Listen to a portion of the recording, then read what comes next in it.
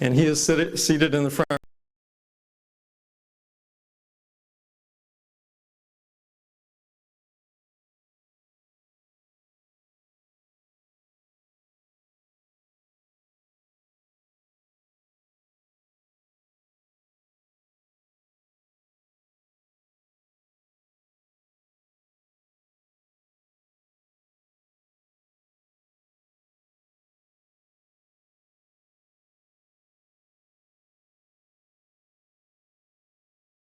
Rear.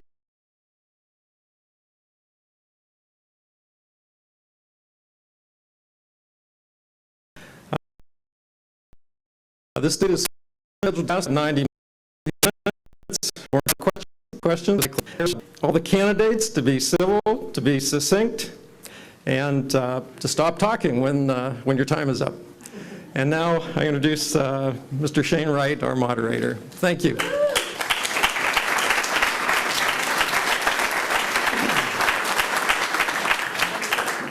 I just want to start by reiterating a few thanks. As Rex mentioned, it's great to see so many people here, however many more people are viewing online. Again, it's great to see all the involvement. I want to thank all the candidates for being here tonight this way. So on the far end of the table away from me, we have Ben Chin, who is the political director of the Maine People's Alliance and a graduate of Bates College. He's married and is expecting his first child right around Election Day. Next, we have Luke Jensen, who's a banking specialist at TD Bank in Auburn and a lifelong Lewiston resident. He was class president of Lewiston High School in 2009 and is the former chair of the Lewiston Youth Advisory Council. Next, we have Robert Macdonald, who is completing his second term as mayor and seeking his third. Mayor Macdonald is a retired Lewiston police detective. He's married with 4 children and 5 grandchildren. Next, we have Stephen Morgan, who's a former Lewiston City Council president, past chairman of the Lewiston Planning Board, and former member of the State Board of Property Tax Review. He's a local realtor. He's married with 2 children and 5 grandchildren. And closest to me, we have Charles Soule, who's a lifelong resident of the Twin Cities, a graduate of Edward Little High School in Auburn. He's a veteran, a volunteer of several downtown charities, and been involved in Lewiston politics since 1986. So again, we want to thank you all for being here tonight and for your participation. I also will not reiterate the rules. I know the candidates know the time frames. There'll be a question. He will hold up to let you know that. When the 10 seconds is up and your time is up, he'll hold a sign to stop. If you can please finish the sentence that you're on and stop. We do have several candidates, and I'm sure a lot of questions will be submitted, so the more we can keep within the time constraints, the better. And along that same line, if the audience can hold any applause until the end, just to keep things moving along efficiently throughout the evening. So with that, we want to start to give each candidate 90 seconds to make an introductory statement. And we will begin at the far end of the table with Mr. Chin. How's this? Okay. Thank you, Mr. Wright. The Lewiston Sun-Journal, and unfortunately, Lewiston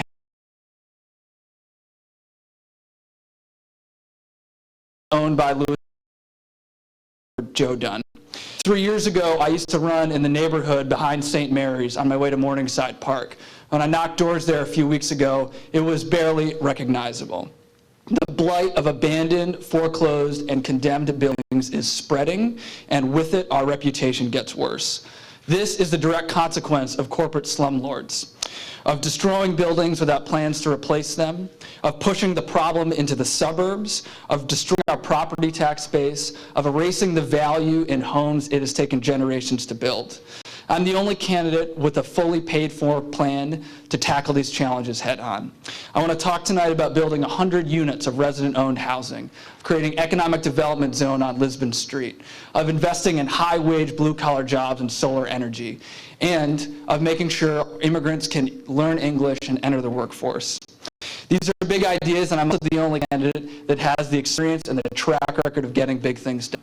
I've helped protect 50,000 seniors from losing their prescription drug assistance, brokered a $22 million property tax assistance deal, and protected same-day voter registration. Thank you, Mr. Jensen. I'm sorry, Thank you just- very much. stop. Mr. Jensen?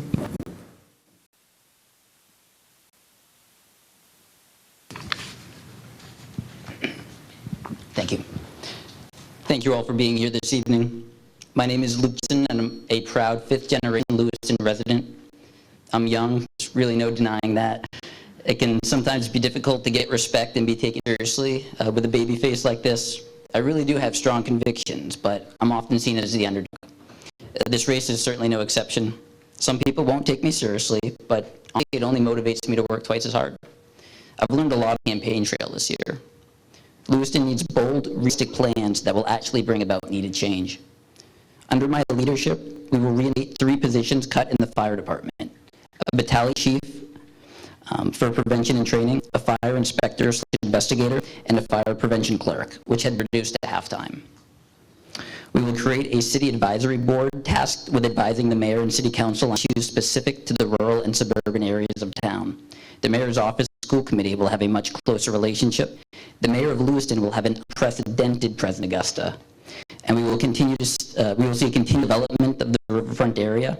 And under my leadership, we will adopt an ordinance similar to ones adopted in Bangor and Augusta that require property owners to register with the city if they leave a property vacant for an extended period of time. These are realistic goals, and I plan to accomplish all of them in the next 2 years. Let's send a message to the rest of the state. Lewiston is not dying. Lewiston is a new city that the state has yet to meet. Thank you.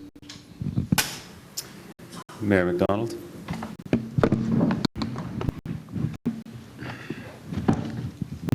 Good evening. I'm glad everybody showed up tonight. I really appreciate it. I've been mayor for 3.5 years. Okay, since I became mayor, on Lisbon Street, we took an old dilapidated building. We turned it into something that would have been developed probably. It ended up getting taken down. We turned it into a show place, and we put 600 jobs in there. We also have businesses on Lisbon Street. Those businesses are there. A lot of those businesses are there because when Governor LePage was going to vote historic tax credit item in the budget, I was able to persuade him not to do that. And as a result of that, these people have been able to continue, get their businesses going. Okay, we have removed 58 rundown houses, which were there long before I ever got here as mayor. But we've been very aggressive in that. We also created a pet park, which is between the city and the neighbors up there. We have a collaborative, and that's how it's running. It's not all taxpayers' money. As you know, I'm big on welfare, and I've been up to Augusta a lot more than I've been in Lewiston, trying to get welfare on, but we haven't been able to do that yet. And lastly, I do have a good person. Okay. I'll stop. Morgan? Thank you, Shane. Thank you, everyone, for coming. Congratulations to all the other candidates. Let me get right to the point, which my wife would say he usually doesn't have a point, and that's part of his charm. But I've owned businesses and given jobs throughout Lewiston. Lewiston needs a mayor and an ambassador who will bring businesses in Lewiston and stop watching them going over the river into Auburn or down to Tops or Augusta or Portland. I plan on working with Lincoln Misty, our economic growth people on the staff positions, and work with some of the largest investors and entrepreneurs in the inside and outside the state. I have 20 years as a realtor, 20 years on the commercial realtors. I've and negotiated these kinds of transactions. This will in turn build our tax base so we can bring back services that we've had during the recent downturn from the economic fallout these last few years. This will also create jobs and other economic opportunities for Lewiston citizens. We need to continue to target welfare fraud, and I'm sure no one will disagree with that.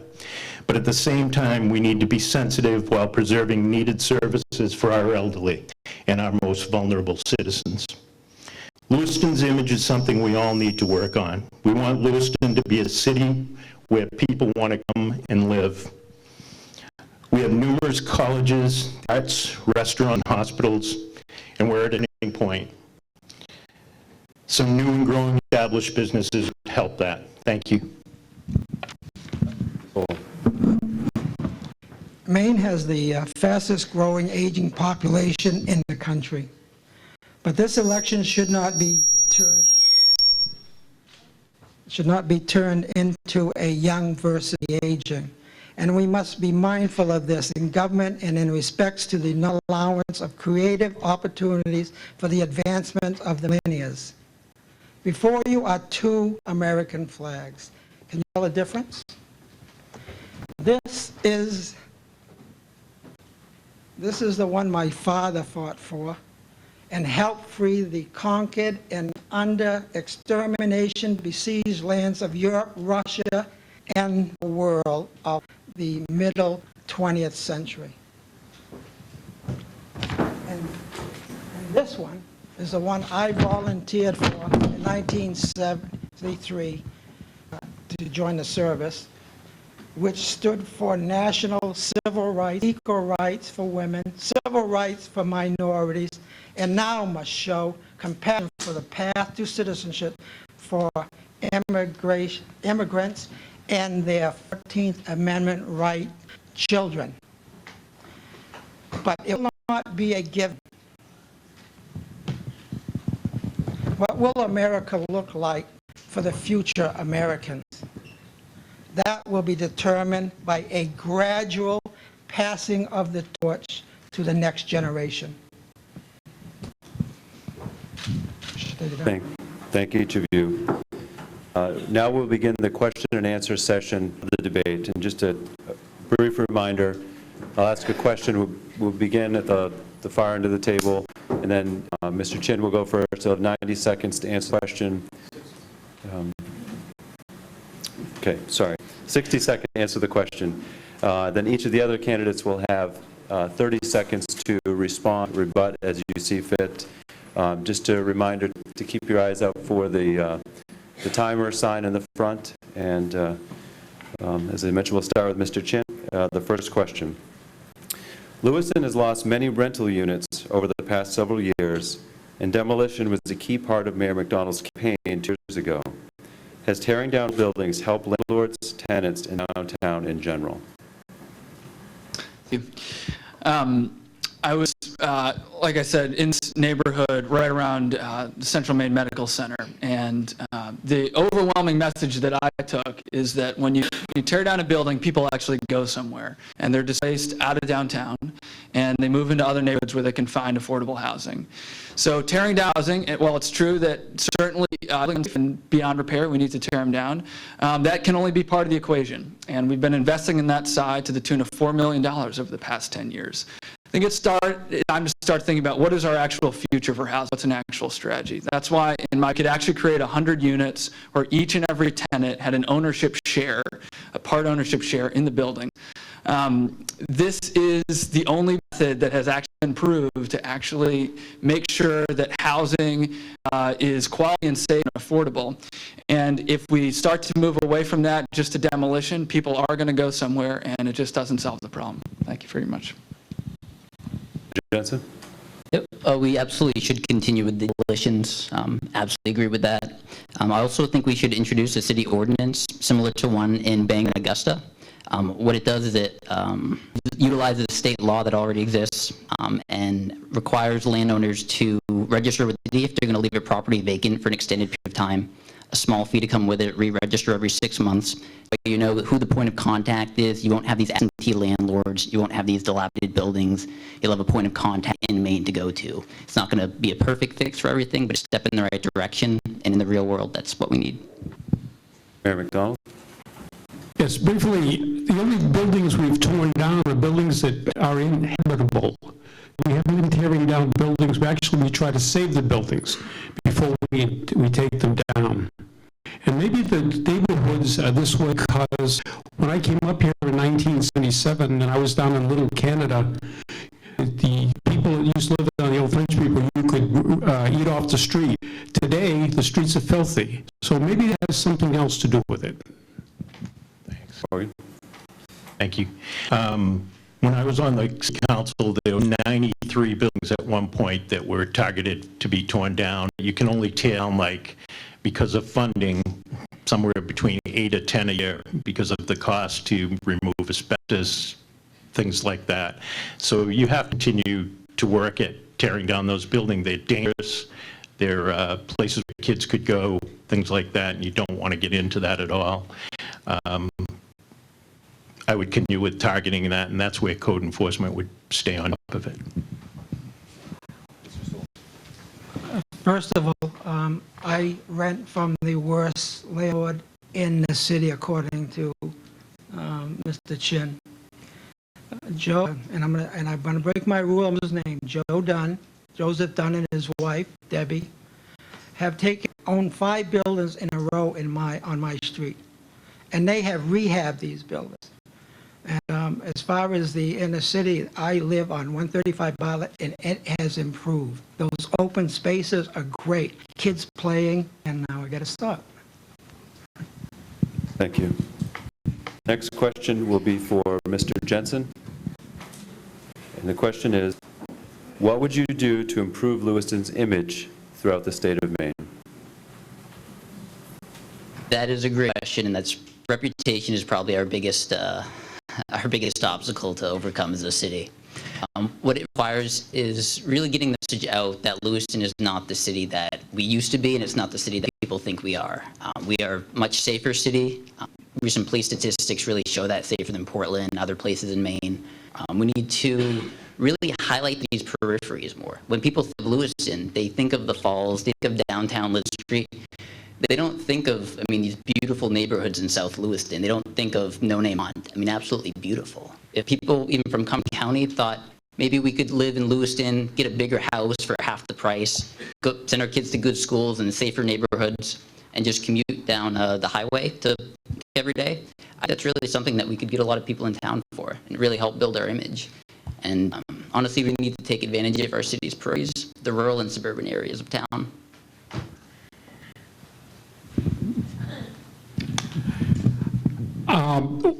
The reputation is what is killing us. And we have so many nice neighborhoods here, but we're defined a little small piece of our city. If it wasn't for LA Art, one of the things that's bringing back the Lewiston is LA Arts, because they're bringing in people here, they're seeing the city and they're looking at this, well, you know what, this really isn't that bad a city. So I think they've done a lot to help get going. But this is a beautiful city, and you just got to advertise it. Thank you. I addressed the image issue in my first opening remarks, and most problems, it takes some sort of money to fix these issues. With downtown, I think if you put regulations on downtown store frontage and change the zoning a little bit so that there was some restrictions on some conformity, and I think that would be a better thing to do. I completely agree with what Luke said. It's too bad about it, the image, and we've got to continue to work on it. I was talking with the retired police chief, Andrew. You probably don't remember him, some of you may. But I've actually seen the Lewiston PD go on the offense in the inner city, and I live in the inner city. I go out at 2:30 in the morning collecting bottles and cans to pay for my campaign, because not taking any money from anyone. And it is beautiful.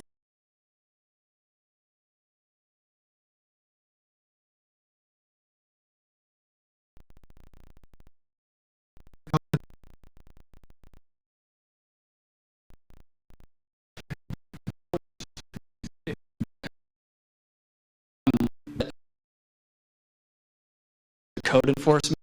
Read more about that in the report Maine People's Alliance released. So I'm really glad to start the evening off with just a resounding across the board endorsement of making sure that we do more to up our code enforcement. And I think if we do that, we're going to start to see our reputation turn around. Thank you. The next question.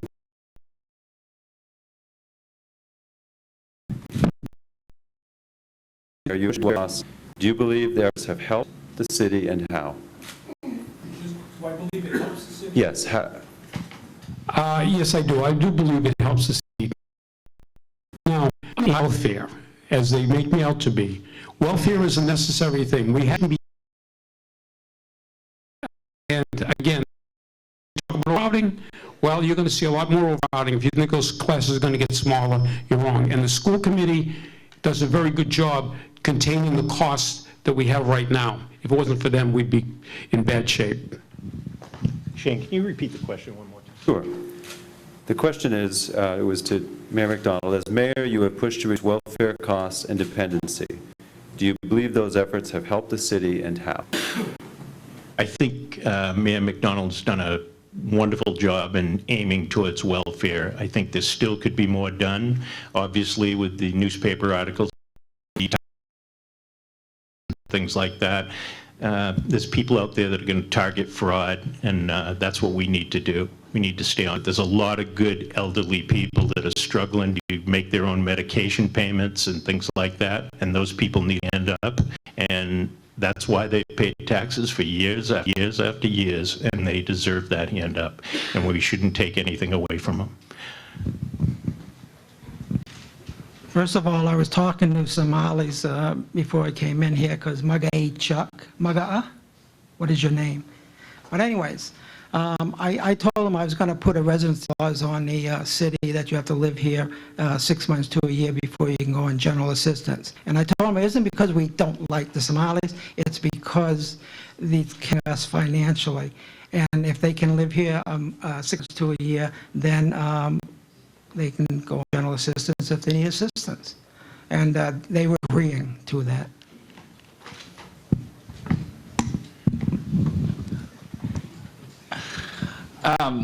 When the mills were open and you could graduate from high school and get a job that wasn't going to make you rich, but it was enough to buy a house and raise a family, we have these issues. That's the root cause of this. Anybody who says different is trying to get your vote. The real way you address this is by creating good-paying jobs. There's no gate we can close to prevent people from being here. The city has zero influence over the eligibility requirements that these programs are set at the state and federal level. And by Mayor Macdonald's own admission in his last Twin City Times article, he's had zero success changing any of that. So if you're looking for a plan to actually address the root cause, check out benchinfrom.com. Yes, I would say the mayor's efforts for welfare reform have been a thing. It's on the right track. I think we could do a much better job. I think being more diplomatic can get a quicker and better result. Just because you're on the right side doesn't necessarily mean you get what you want. So I think we could be much more diplomatic about it. There are families that have been here generations that are really bearing the burden, families that have never really asked much from the city. And so when they see people coming into Lewiston, literally walking into Lewiston and asking for money from the taxpayers, it's insane. Mr. Morgan, do you generally favor the idea of combining Lewis and Auburn under a single city government, and why? I generally favor the investigation to do that. I applaud the people that are volunteering their time, some great people on that board, 2 or 3 from each community. They're going to be able to look and hopefully justify. There's a lot of hiccups that come if you do something like that. They're going to evaluate those hiccups and find out, are they worth doing? Where along the way, even if they decide, no, it's not worth making that kind of a change, they may find some ways for us to save money and collaborate different resources and services as we have with them in regards to, it could be oil, it could be paper purchases, it could be a number of different things. So yes, I love the fact that they're doing it. Just for the record, I've only got 10 seconds left. Mr. Chen, if I hear the word corporate slumlord one more time in the paper and whatnot, I'm going to cringe. Thanks. No consolidation. I grew up as the class president at EL 1973. There will be no consolidation. First of all, it's the hidden cost, the changing of all signs, your website. Are you born in Lewiston? You have to renew your birth certificate. That's $15 to you. And the fact that Auburn be outvoted by Lewiston due to demographic population, nothing. No consolidation. There's no hidden cost kill you. Perhaps you think of some hidden costs.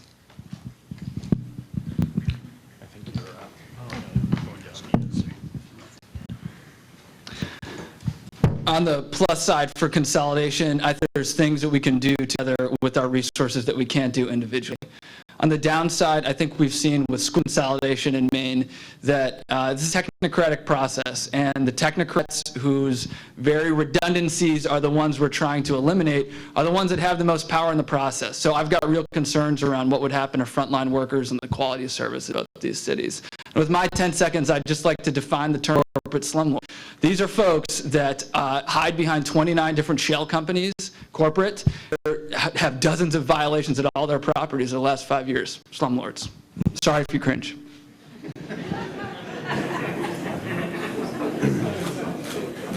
Go ahead, Mr. Jensen. I've actually attended a few committee meetings for the Joint Charter Commission. I attending committee meetings. It's cool to see what's going on. You just really can't get that knowledge without being there. Either the way I look at it, no matter what happens with Lewiston and Auburn, our destiny is tied together one way or another. If the plan is really good and it's much better than what we have now and it's really obvious, yeah, I'll support it. But it's going to be a bad plan. No, definitely not support it. It's just a little too early to give an opinion on it. Let's wait for them to finish the plan before we judge the plan. As I said at their first meeting that they had, consolidation, you know, you don't have to change street names. You don't have to change it. It could be the Lewiston section of Lewiston Auburn. It could be the Auburn section. We could still have high schools. We could do all this stuff, just like other cities do. I really feel that economically we would be an advantage, and definitely politically we would be an advantage. So I am definitely for it. Thank you. Thank you. Ms. Soule, your question. Do you favor complete streets, which is the effort to make all city roadways safe for cars, bikes, and pedestrians? Sure, I'm for that. Matter of fact, I would like to see the inner city streets be dropped to 15 miles an hour during the summer hours. It's a high active, high youth area, and I would propose that. I also like to admit I'm a bicyclist. I bicycle everywhere. Keeps me in shape at 62. And I do like the bike lanes. However, they may not fit every street because of these jigging out sidewalks we have, which narrow the street down. I don't know how the snow plowers do it. I mean, it's got to be murder. And all the flat tires that I hear when they roll over. So many tires in my neighborhood been flattened because what they do is they don't take a corner wide enough and their tires pop because when they cut that stone, they cut it sharp.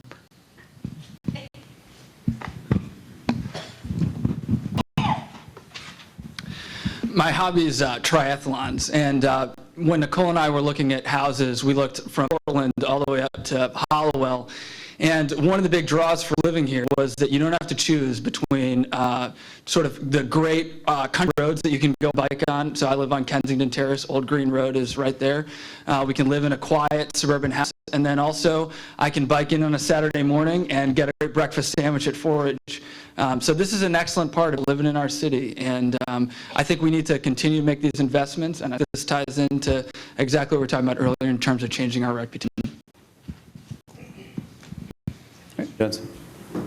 I just want to say that bike lanes on downtown Lisbon Street and anywhere in Lewiston don't make a whole lot of sense considering we have snow 6 months of the year. Maine is just not that place. You know, we're not California. We're not Silicon Valley. Honestly, I prefer diagonal parking downtown if we're going to do anything with the streets. More people down, closer to the building, easy access. Not all people like the parking garages. Sometimes just park in front of the building if they're. So if we can we could get more commerce downtown, get more people shopping in our streets. Very simple solution. Quickly, Title 29 of the motor vehicle laws gives bikes and cars and everybody the use of the roads. What we have to do is make sure that the road's safe so that everybody can use them.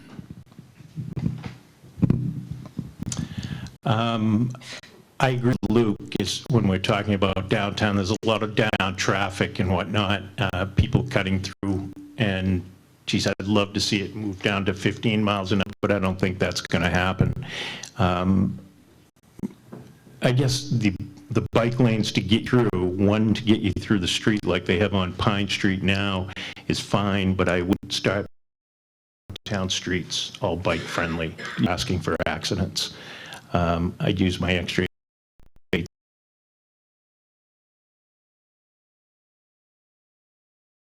seconds back and go slum. That microphone back down. Should receive more funding. And when cuts must be made, where would you look first to save me? Well, I'm going to do what every great politician does and reject the premise of the question. Lewiston's leaving money on the table. We've been owed $10 million by the state of Maine over the last 4 years because of revenue sharing cuts that the governor passed in order to pay tax breaks for the rich. The hospitals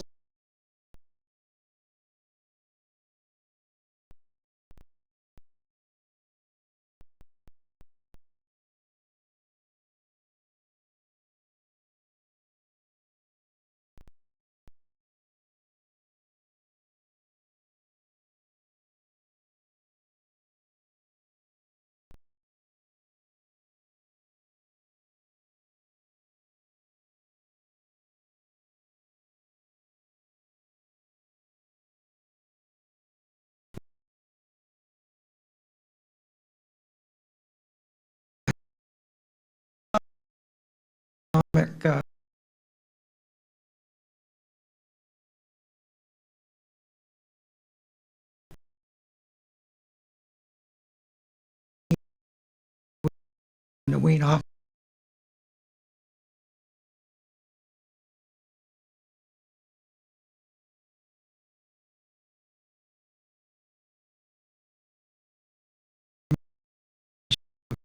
Or whatever.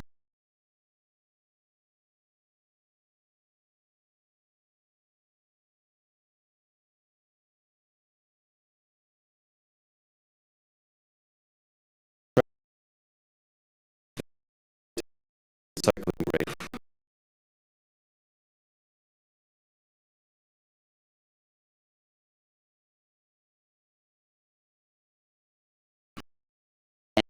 As someone listening to get active about that, I see these problems in this game. We really need to all do our part. We just really need a heightened sense of community. Realize that we all have a part to play in this community. This really is all of our homes. And if we're going to keep it the great place it is, we need to take on a little bit more responsibility and realize we might be just be making a little too much waste. Try to recycle a little bit more. I think that information on this, you really should listen to the facts are. And I think that's the way you make a good judgment.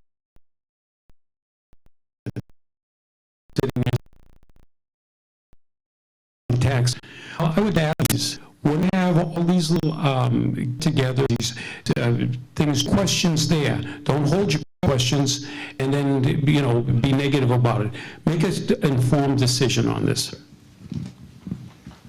I think on paper, I wouldn't be surprised to see the city council pass this. It's talking about a savings $1 to $1.2 million per year. I don't, who's not to love that idea, but there are some problems, and I know the council's going to be talking about it. What happens? Who are the tenants going to pay for trash bags? Are they going to slide the trash bags down to the local dumpster?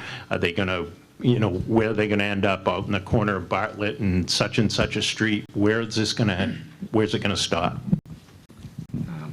First of all, my grandfather migrated from Canada, and as I said, my father was in World War II in Korea. I'm always leery of change. If we weren't importing trash from out of state, which is burnt in Auburn and dumped in our landfill, we may not have to buy trash bags. The fact that we're importing from out of state through Auburn, dumped in our landfill, we have a life expectancy of 35 years on our dump.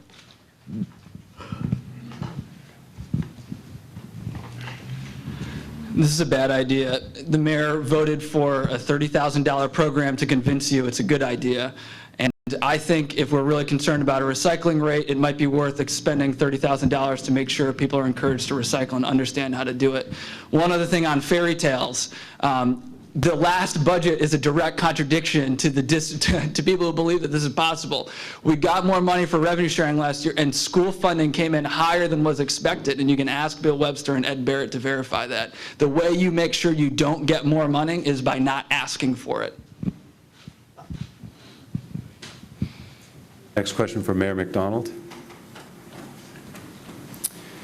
What are your thoughts on the need to attract and retain blue-collar jobs in Lewiston, and what is your strategy to accomplish that objective? Well, obviously, we do have to, we just opened modular up in the industrial park, Gender Industrial Park, in that area there by the Turnpike, and that's got a lot of, it's got 60 jobs right there that are blue-collar, and they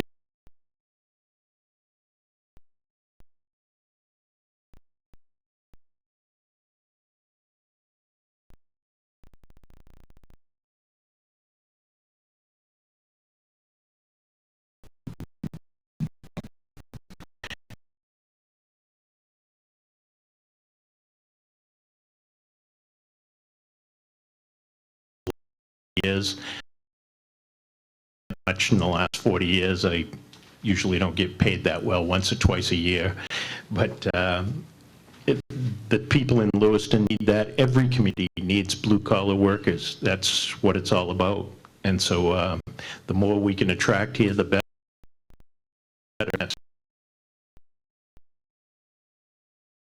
More business.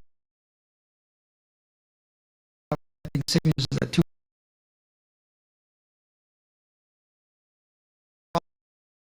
Take the heat. It was a heat wave. My pick,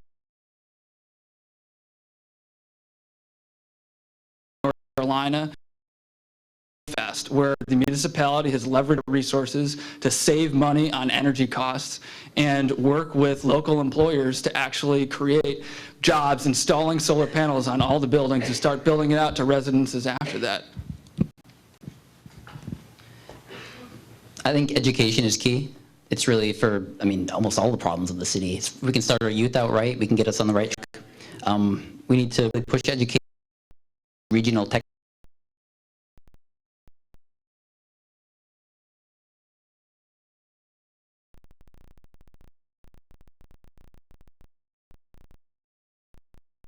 I mean, it's really successful. If you can come out of the high school and become a plumber, I mean, you can make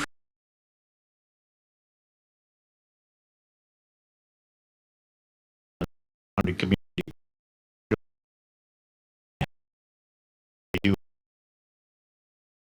areas around it.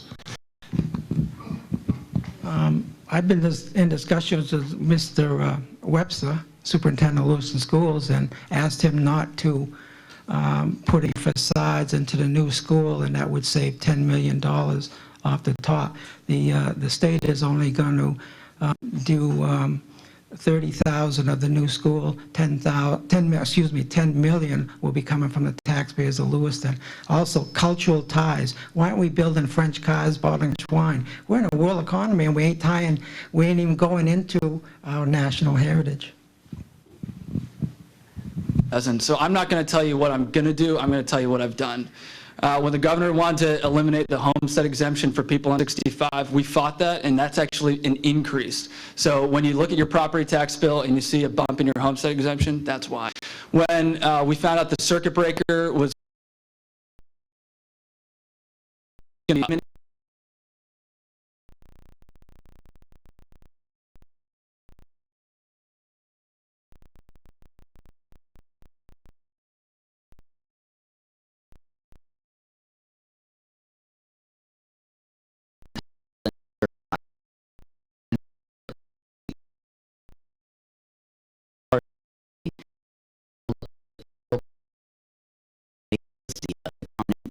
people think of Lewiston.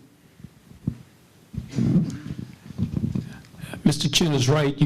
We can't promise you any tax cuts, because we're just getting deeper in the hole every day.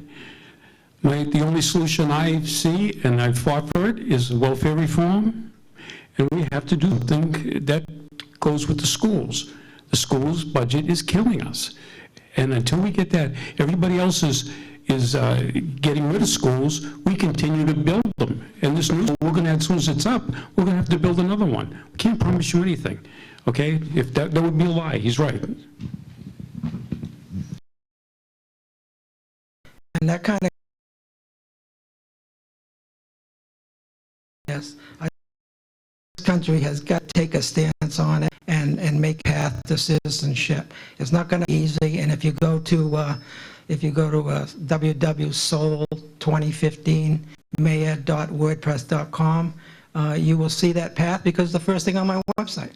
I also have on Facebook, search Mayoral, Lewiston Mayoral, rock the vote. And I bet you none of you people have even been to my site. You're too stuck in your own way. You don't. Hold on, get that scolded in.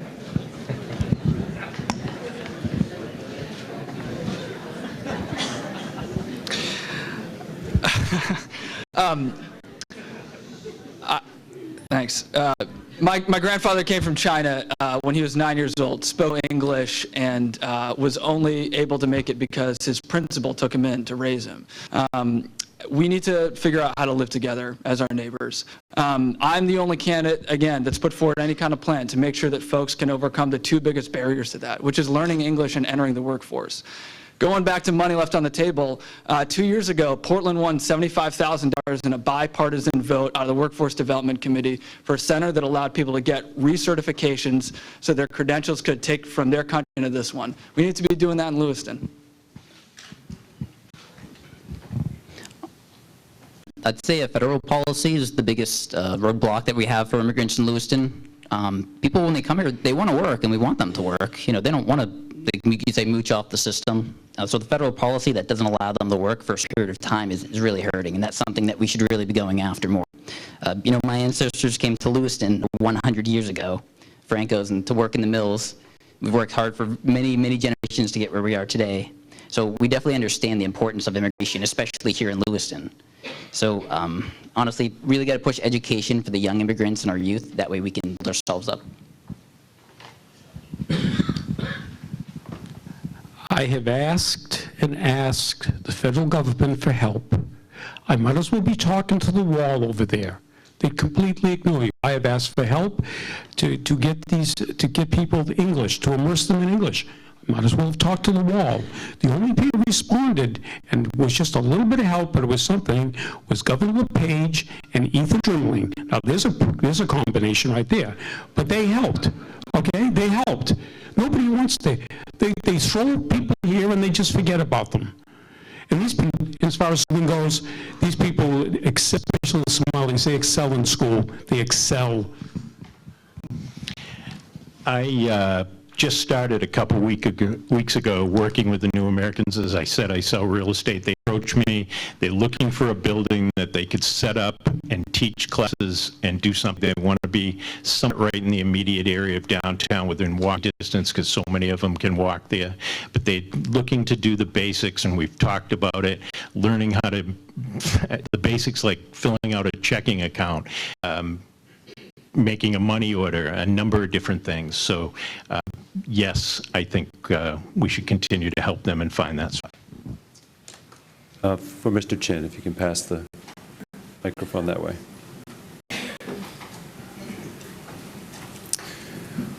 What is your vision for business and activities to make Mill Number 5 a sustainable, vibrant park community?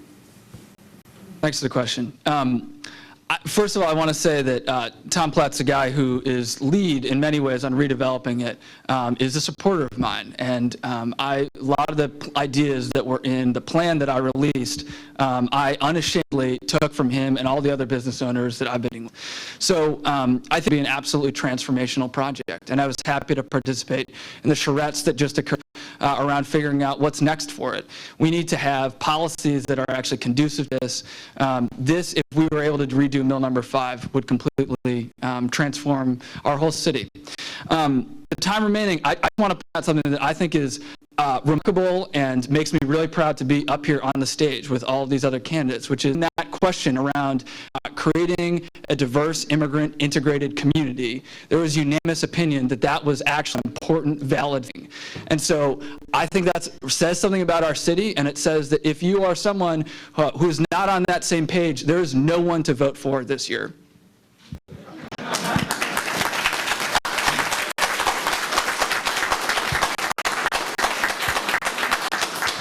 Thank you. Mr. Jensen? Mill number 5, somewhat of an icon here in Lewiston, and it'd be much better to see something done with it rather than tear it down. I've kind of struggled with that last few years about what we should do. It's a great building. We really should keep it preserved the way it is. I know the economy is not as great as it could be, but down the road we'll probably get more activity. I know Baxter Brewing right next door, they've always thought about maybe expanding a little bit more. Talk of, as you mentioned, Mr. Platt's development. With mill number 5, I see it as an important part of our state, almost part of our heritage, and we need to ensure that it gets developed. Yeah, the development of mill number 5, when you see what's going to go on down there, this is going to be a showcase, and this is going to attract the people of the city. And I guess I would have to thank Mr. Platts because he took the bull by the horns, and he's ushered this thing place in. And hopefully soon we'll have a announcement to make, and I think everybody will be very pleased. Thank you. I agree. I will probably lose a few votes right here, but I was on the last council that the night before they were going to tear it down, I voted not to tear it down, which I've had some hemming and hawing of that over the years. But I'm glad we didn't. It's a historic building, a wonderful building. I've got a couple of plans for it myself. I've actually just reached out to Shannon Rogers, hopefully to be able to talk to her about approaching somebody for it, for a good-sized piece of that. And I wish I could disclose a little more, but it's a real estate transaction, and I can't right at this time. Hopefully you haven't got a share in it. The reason they can't tear down Bates Mill number 5 is because it makes up part of the canal. It makes up one of the walls of the canal. I have no problem with developing Bates Mill number 5, but I will not put up for Lewiston taxpayers' dollars going into it, and no TIF, tax incentive finances. Lewiston taxpayers, I think, have had it with paying for other people's gain.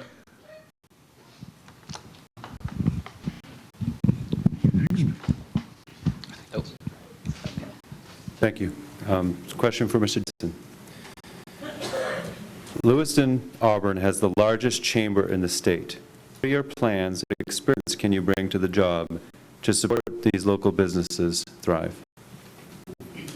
Well, I'm always someone who likes to, of course, like various committee meetings, meet as many people as possible. I like to get a comprehensive idea. And so I'm not someone who's maybe a specialist in certain things, but again, I like comprehensive about it. I'm 24 years old. I've never owned a business. I'm not the guy to ask for when you ask for business advice. I'm someone who can organize people, get them together. I get the right people who know what they're doing, and we get them together. That's how we get a plan. I mean, you can look at a president of the United States. One person alone can't do everything. They have good secretaries to go with them.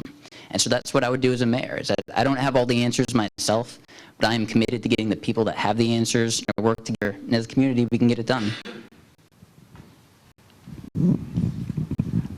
I have no standing at the Chamber of Commerce. It is the largest one. I do go over there. I do talk to people, but there's no way that a mayor, you're going to interfere with what they're doing over there. We can, you can make contacts over there, and you can use those contacts in order to create businesses here. But as far as running the Chamber of Commerce, it's an organization, they run themselves, and the mayor really has nothing to do with place. I agree a lot with the mayor. I think the only thing he could do is every time he cuts a ribbon is introduce him to the Chamber of Commerce and tell him it's one of the best organizations in Lewiston, Auburn, greater Lewiston, Auburn. And the business and stuff though there are tremendous, and we've grown a lot because of the excitement that's been generated over the last 5 to 10 years. First of all, I mentioned weaning off some of the people large grants from the Community Development Block Grant. Some of that could be utilized in subsidizing business rents. Let's face it, a person goes into business, they got 2 rents to pay, they got 2 electric bills to pay, 2 phones. So that's quite an expense, and I believe that one way of doing that is to wean off people that have been on the community block grant money for a long time and use that money to help businesses get established.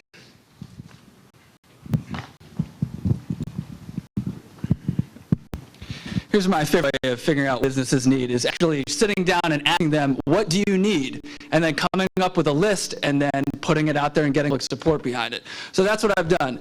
I'll actually say, Matt Lent at the Chamber, we had a great conversation. The ideas that are in the business proposal, my plan, came from him. I've sat down with Eric at Fuel. I've sat down with Randy at Guthrie's. I've sat down with Savita at Mother India. I've sat down with John at Rainbow. There are very simple things you can do to help businesses. Please, someone ask me a question about parking later on, because you would not believe the complaints that business owners have about parking, all of which are easy to solve, none of which cost very much money. Mayor Macdonald, do you favor or oppose alternate education methods such as charter schools for Lewiston students? Well, if they're not teaching, if you favor charter schools, if you're not teaching, they're not getting the education they need in the public school, then by God, they should be able to get an education. I mean, this is not to pit sides against each other. This is not right. All it does is split the community. Okay, the only thing that we should be worrying about here is making sure that every kid in this community gets a good education, because that's going to sit there and that's what's going to drive this community forward. Okay, not pitting one group against another. Again, I agree completely with Mayor Macdonald, so I'll pass on this and move on. I've actually, on my website, which you people have studied thoroughly, I'm sure. Once again, that was www.soul2015mayor.wordpress.com. I have a idea that I would let individuals opt out of the Lewiston Public School system if they had lived here for 5 years, so that they could use that would have been expended on their child in school and take it to a private school or parochial school. And that's on the website.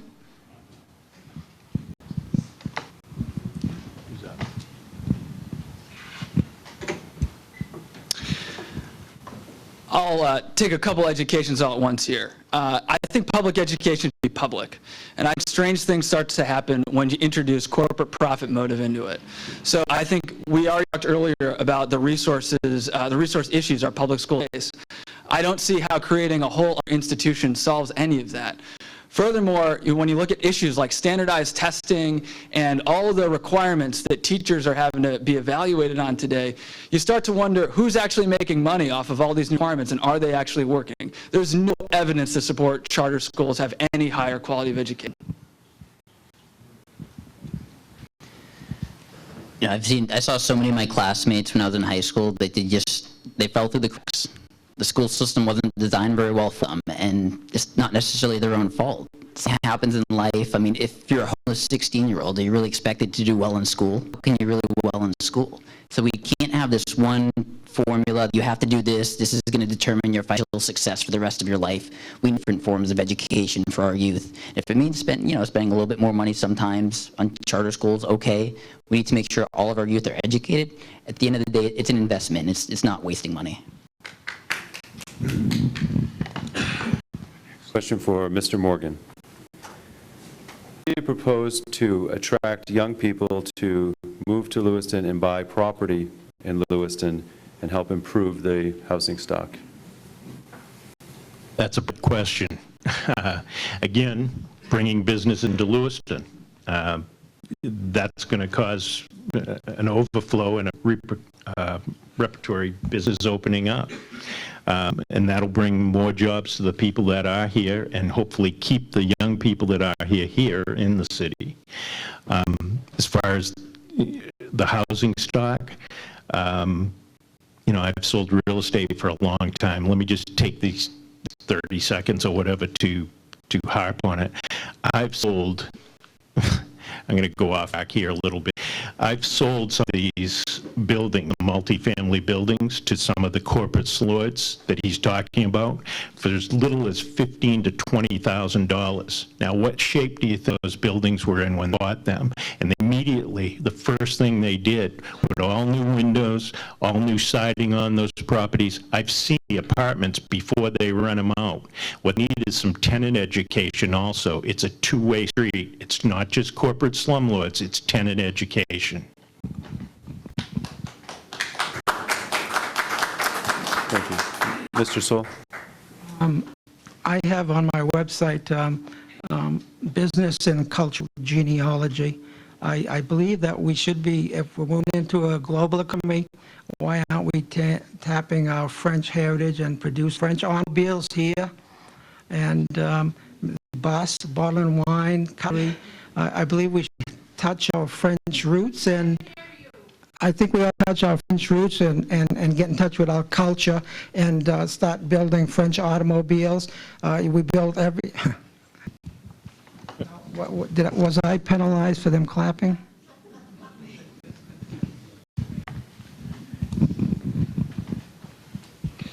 The gold standard in housing is 77 and 79 Maple Street, where you can see what the Raise Up has done to rehab these buildings. This is the model that I'm talking about, where you're getting past the landlord-tenant thing, and you actually have people who are living in buildings with an ownership stake in it. Our city needs to plow all the resources we can into blowing that up so that we can change the market. When you have to actually decide between, you know, my rent is going to be this much, are we going to invest it in kind of capital improvement or that kind of capital improvement? That's a kind of conversation that's good for the city. It's good for the people who live in the buildings, and it's going to get us beyond this tenant landlord thing that's been plaguing us too.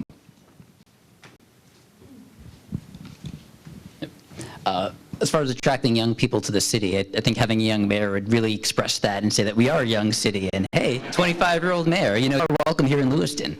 And it harps back to talking about the rural and suburban parts of town. I mean, those areas are beautiful. If young families only think of some like the more like downtown, not as nice neighborhoods, and they think that, you know, that's me moving their family to, they're not going to be inclined to do so. We all know that. But if they can see some of the awesome neighborhoods, South Lewiston, No Name Pond area, and they realize they can get a house for half the price and pay, you know, twice as big, they're going to come here. A couple of things we've done. We have these trails along the river. We have a very nice one up by, I forget the name of the park. Anyway, they go towards Tall Pines. But what we're trying to do right now is to get these trails going all the way down to Lisbon. Once we get those trails to Lisbon, it's hard, so we will be able to attract other families here. The other thing that we did is we put a pocket pet mill because there's a lot of older people there, and they're looking to sell houses, and hopefully they will have a younger clientele coming in to buy the houses because it'll be a prime neighborhood. Question for Mr. Soule. Do you favor bringing passenger train traffic to Lewiston, and how do you respond to the complaints that it could end up being a huge government subsidy? Would you repeat the question? Or do you favor bringing passenger train traffic to Lewiston, and how do you respond to the complaints that it will be a huge government subsidy? I agree with the subsidy idea. Amtrak is heavily subsidized. First of all, I don't know who's going to be able to afford to take the train compared to taking a bus or taking an automobile, and sometimes I even hitchhike. So anyways, no, I'm not for that. If you want to invest in the railroads that are already here. I don't know if any of you have taken a look at the trestles. You know, as I say, that is a losing idea.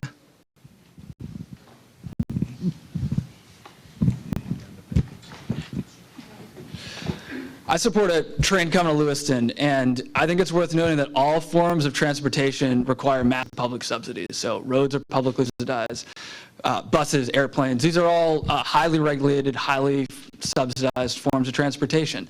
So the question just becomes, where does the money actually come from? And I think I'm the only candidate up here with a track record of actually figuring that question out. The last thing I'd say is, point to single city, a single great city that doesn't have all the above forms of transportation. There's just a limit to how great it can become if we deny ourselves opportunity. A long time ago, the Lewiston residents actually banded together, put some money together, and opened the rail station. And as a part of that, a lot of the Francos came to Lewiston. So there's a history of Lewiston voters investing money in rail service. Honestly, Lewiston is the second biggest city in the state. Not even considering Auburn, just alone Lewiston is. Yet, we don't have a major university. We seem to lack a lot of things that other cities in the state have. So having passenger rail, I think, is really good for the city. And being the second biggest in the state, it's something that could really help our economy. I'm all for the train, but let me just give you a little aside here. Okay, when the train originally came in down to where Wales Restaurant is, that was, the money that was used was money that was collected apparently by people, the pennies, nickels, and dimes from the people of the city of Lewiston. They had to pay for the railroad to come in. We now have a railroad we're trying to get in here, and we are being treated differently because they asked us, they want to know what we had, what skin in the game we have. Nobody's ever asked that question, just Lewiston, Auburn. So you can understand what this place is, how we are being treated here in Augusta. I served on the train board for 3 years. I've served on the airport board for 2 years, and I'm all for bringing them up here. As far as how we fund them, boy, that's a battle that's going to take a long time. I'm glad that Mr. has it figured out, because there's a lot of bright people and a lot of, over the years, have been trying to figure out how to take that from here to Montreal and haven't figured it out yet. So we're almost saved. I think it's Next question for Mr. Chin, if you could pass that back down.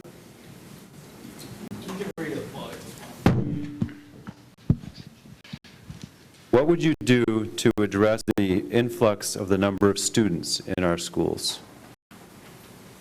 For one thing, this is going to get a little wonky, but there's real money out there to deal with this. And so I'm just going to go back to the fact that on the very first page of the application that our school system sends to the state to receive state funding, we deduct Title I money straight off the bat.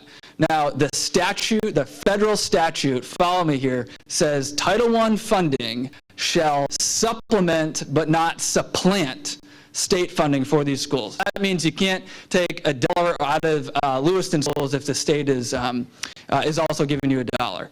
So this is like the number one thing, because it's actually illegal for our schools to be denied this. And if I were mayor, I would be shouting this from the rooftops, okay? We have legitimate resource concerns of overcrowding and quality of education in our classrooms. This is illegal. The federal government sends a letter to the state of Maine every single year asking for an explanation on this. There is no excuse for why we're leaving this money on the table.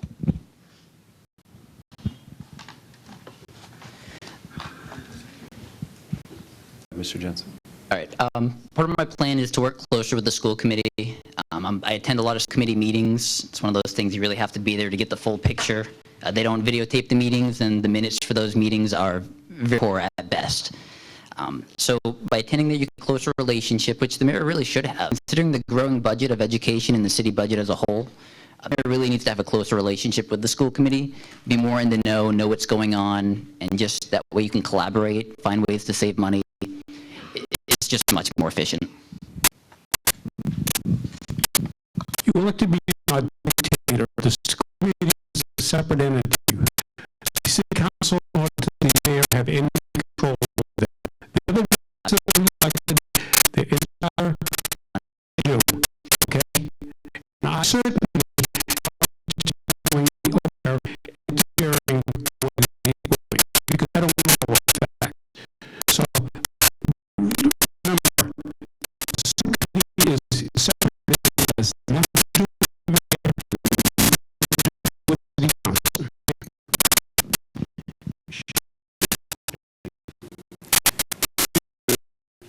address the students in our local schools.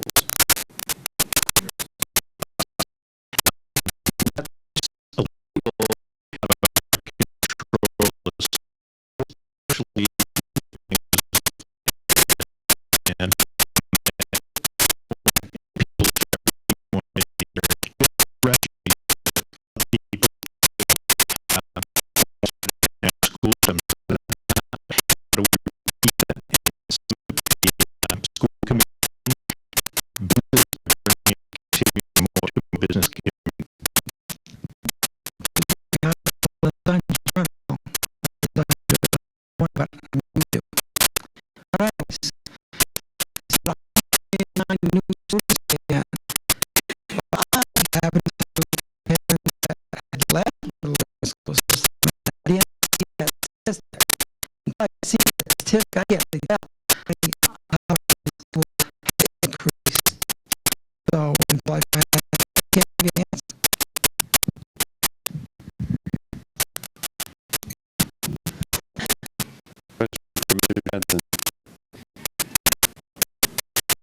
How you advertise recreational opportunities at an meeting, how you develop new recreational opportunities. Really put forefront the work. So, American is not just all for that. We need to focus on a lot of the green spaces around, place patio in the community, neighbors like that. I think it's one of the property tax. It's the law. Different trails like the one behind the school. I plan to whip up the man and I would try to put the neighborhood and stuff. It's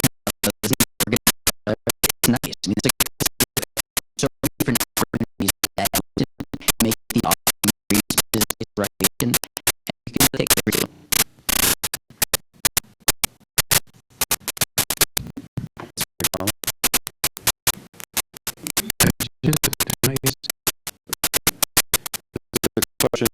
New question for Mr. Jensen. How you advertise existing recreational opportunities in community and additional recreational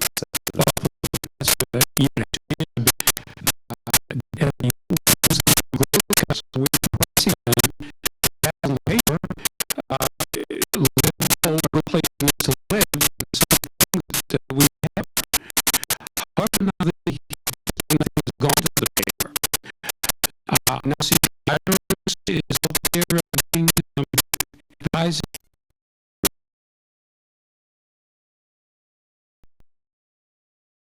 The nice neighborhoods and take them pictures, and then we'll put them on a blog, and we'll take pictures of other communities and say, pick out Lewiston. I'll bet you they can't do it. I think we need to tap social media heavy in regards to this and promoting places like Thorn Craig and the riverfront and the walkways, and continue, as Luke said, with more development down on the riverfront to finish that walkway. Back when I was on the city council, I went fishing with a number of councilors and the mayors, Jonathan Labonte and whatnot, and we had an LLB guide take us, and he told me he's fished all over the world, and some of the best fishing, if he was ever going to take a few kids, go fishing right underneath the Great Falls, comes out right at that bridge. I think I'm going to take a break on the parks myself, because I don't really want to, I'll have to take a look at that money that they're spending, because I believe I could put it into small business ventures and aiding small business and creating employment. Even if I have to, like getting people off general assistant, giving the company that hires them a third of what they were receiving from the city for that month to undertake training and make it worthwhile for the company to take on these people and utilize their services.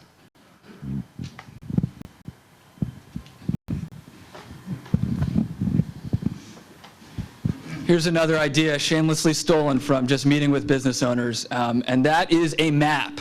So if there was a map that had some of the businesses downtown or wherever in Lewiston that were really good, plus with all the recreational opportunities, summer, winter, fall, you know, everything from trails that you can walk on in the summer to all the great snowmobile trails that are out there in the winter. That would really help. One map that everybody could have when they come to Lewiston. And again, I didn't make that idea, but this is just one of the common sense ideas I've gotten from meeting with business owners.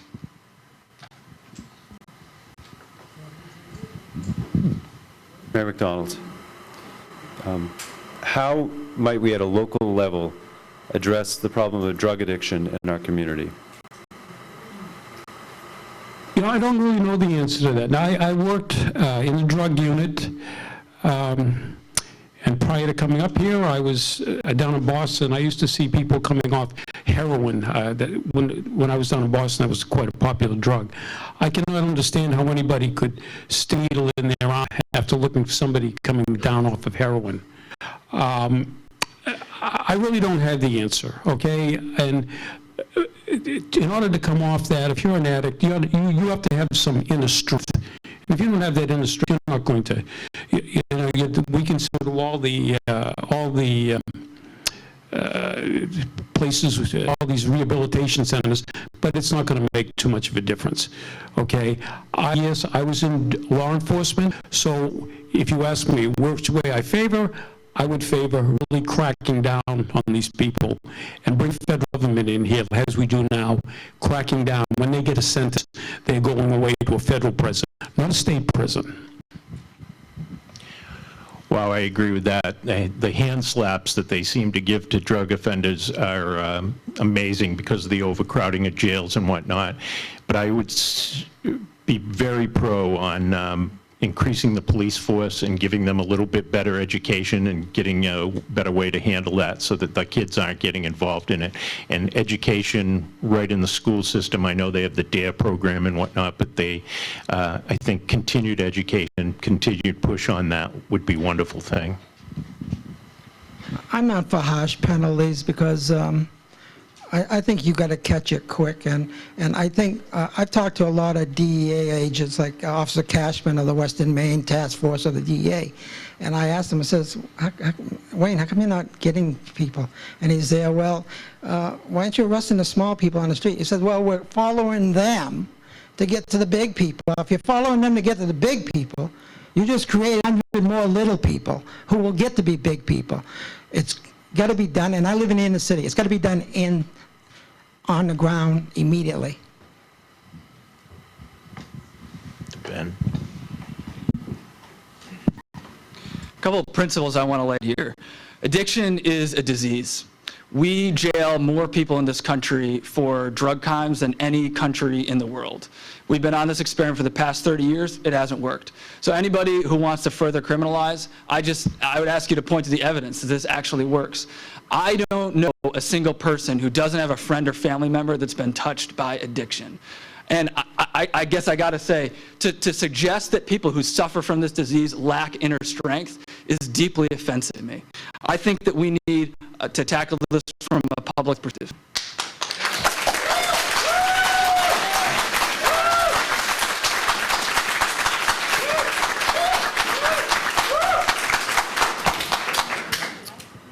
Mr. Jensen? This is probably going to be one of the very few things that Mr. Chin and I really agree on here. It's that drug addicts, they're addicts. I mean, we need to treat them as patients, not criminals. You know, they need help. They really need help, and it's more in our favor to reform them, get them back on the right path. It's honestly better for society. The people who sell it, though, the people who traffic it, no mercy on them. They're killing our kids, literally. They're killing our kids. So we really need to crack down on that. Our police force locally is very good. They're very underpaid for the region, and right now 6 of our police unions are working without a contract. We need to give them more resources. Question for Mr. Morgan. Yeah. Do you believe that parking downtown is sufficient, and what are the strengths and weaknesses of the existing parking? Glad I got that question. Because I was on the city council, I know that when Mr. Platts took over the Bates Mill, or a good portion of it, there was an agreement made that when he needed additional parking, he would get additional parking, and the city would help him get that and provide it for him. Unfortunately, everybody in the city doesn't understand this, so when they just spent $315,000 on a building down there. I have a little behind-the-scenes knowledge that they needed to do that. Could they have done it differently? I think they could have. I think they could have had who they need the additional parking for, could have probably put up some of that funding I wish I thought about before. And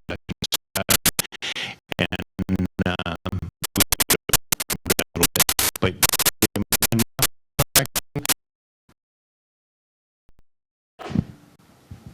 I'd like to see utilization of the parking garages, and since they cost us. Bates Mill exit strategy, which I opposed, $27 million to Mr. Platt's parking garage, 3 parking garages, the city park that they got, $360 park they got, and then all those little parking spots the city had to finance for him. But however, they're there, and perhaps we should be running shuttles from the parking garages and get full utilization, even when we have events at the Coliseum.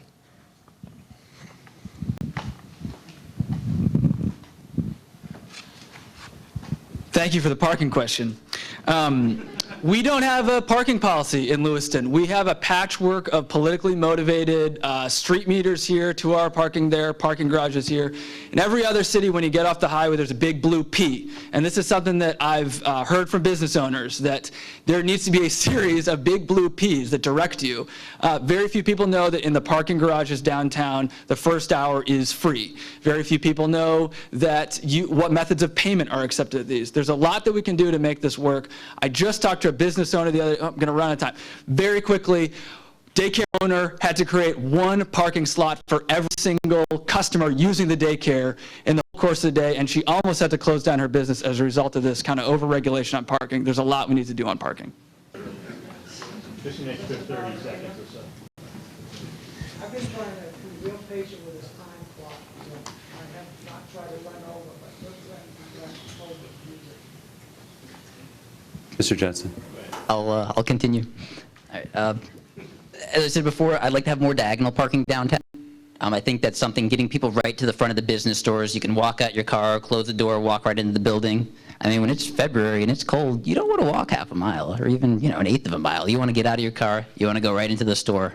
We have a lot of seniors in town who don't want to walk 2 blocks just to get to a store. They want to park right in front of it. Especially as we get in town, we are going to have more parking. I'm not an engineer, I'm not a city planner, so I'll leave that to the experts, but we'll get it done. I'm from Boston. We always took public transportation. Very few of us we didn't use cars that often. When you go downtown, we have all kinds of parking garages that can be utilized. But a lot of people, like said, if they can't park in front of it, they don't want to park there at all.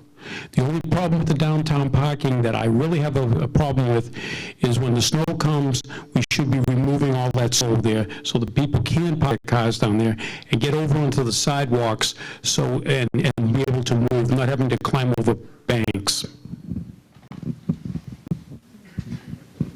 Mr. Soule, do you think new Americans are a strength or a threat to our community? New Americans, we're all new Americans, for God's sake, according to the Indians. But anyways, if you look at the demographics of this country, we've been immigrating to this country for years. My grandfather was from Canada. I migrated from Quebec, Canada. He spoke only French. My father, French and English. My father was a first-generation citizen. I'm the second-generation citizen of America, and I'm happy. I'm happy to be here, to tell you the truth. And my grandfather in 1911 had to show to the city of Lewiston clerk that he had money sufficient enough to survive here. And that's what the difference is in today's immigration, is that these people come over with nothing. And back when my grandfather came over, he had to have $6. And then he came over on the other side. We were in 7 years.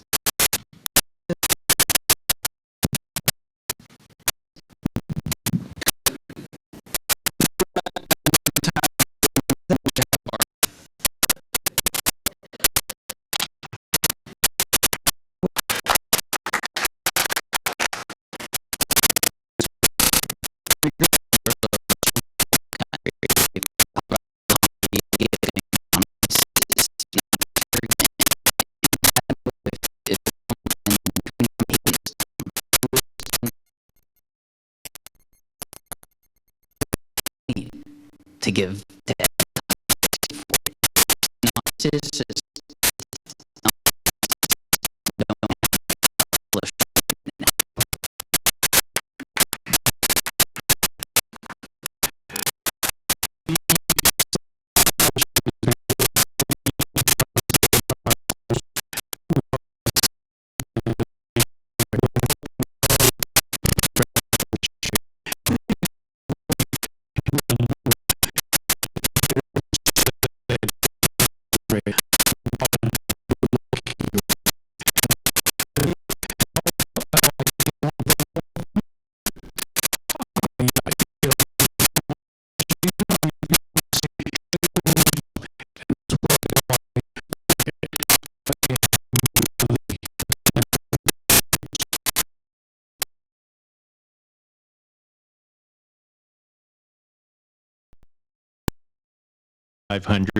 Refugees now. That's not just Somalians, that's Sudanese,